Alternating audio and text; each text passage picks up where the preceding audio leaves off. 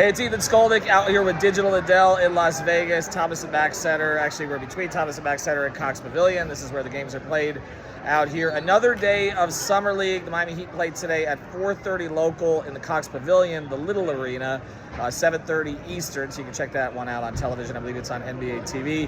Adel, let's go through 5 of the things to look at today. I think the obvious one, I think we went into the last game saying, okay, we're going to see what the rookie looks like. I don't think anybody's talking about that right now. It's all about Kel'el Ware after Erik Spoelstra's call out last night. Ware was then somewhat active on social media. I know you had concerns about the motor prior to the draft. We've talked about it a lot. Clearly, the Heat have some concerns. If you're going to use the word professionalism, that's about motor in some cases, whether it's on or off the court. What do you want to see today in a response? Yeah, I'd love to see for Kel'el Ware to come out aggressive, rebound with 2 hands, run the floor hard, set good screens at proper angles, trying to get that good contact to free his teammates. I'd really like to see him bounce back and take that feedback and apply it to his game. And that's what I'm going to be looking for from him today. Box outs, critical. 20 offensive rebounds the Heat gave up in the last game. And a lot of them were when Ware was on the floor, not when his backup was on the floor. All right, let's get to number 2 today. I guess the rookie again. He's going to play. Cass is going to play today. I stopped with the last name. I've given up on that. Jonas. I know you liked him a lot better coming to the draft than maybe you liked Ware the previous year for different reasons. 24, 4, and 4 in the last game. I think he had 19 in the first half. How does he build on this? So one of the things that I loved about Kasper Jonas coming out, whenever you contrast him to Ware's, his motor never stops. The guy hustles, he continues to go after loose balls, rebounds. He started being really aggressive offensively, going after his own shot, creating for others, came after that.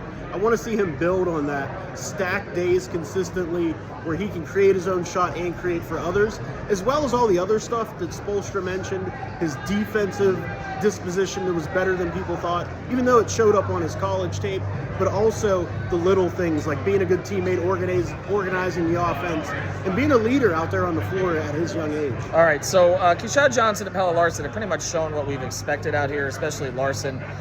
They put the ball in his hands a little bit more, and obviously he's had some good performances. I want to ask you about Javonte Cook, though, because Brady really liked him coming into this, and he's had success as a scorer, but he's got length. It looks like he can defend a little bit. Could he get the final two-way here, or one of the final 2 ways? He could definitely be in contention. There's a lot of guys on other rosters as well that are very high talented players, but Javonte Cook, his ability to be able to space the floor and not stop ball movement is huge. The fact that he keeps the ball moving, he doesn't have to put it on the deck and be on ball as much to be able to take away from the other players. Like some players you see, they dominate the ball and look to get their own shot. He can fit in seamlessly and play a role. So I like the fact that he can fit in and play a role offensively, and then defensively, like you said, the length, the ability to move his feet laterally, stay in front of guys, and be tough. Yeah, I think that really translates, and he has a real shot for that last 2 days as well. All right, last one real quick here. They're playing Cleveland today. No premium first-round pick on this roster, but they were the best team in the East during the regular season. Give me one guy you're looking at. Jalen Tyson from the 2024 class. He is going to be one of those guys you're going to want to take a look at and not take your eyes off of. He can handle the ball. He can shoot the ball. He's really good at getting downhill, getting in the lane as well. Good size, good positional size on Jalen Tyson. And I think he's really intriguing for that Cleveland roster because he's able to do a lot of things at that position to be really position flexible offensively for the Cleveland Cavaliers. All right, with Digital Adel, I'm Ethan Skolnick. Catch coverage after the game, also a post-game podcast with Greg Sylvander and Alex Salito on the 5 on the Floor feed. We'll see how Kel'el Ware responds. It better not be like the last one. Have a good one, everybody.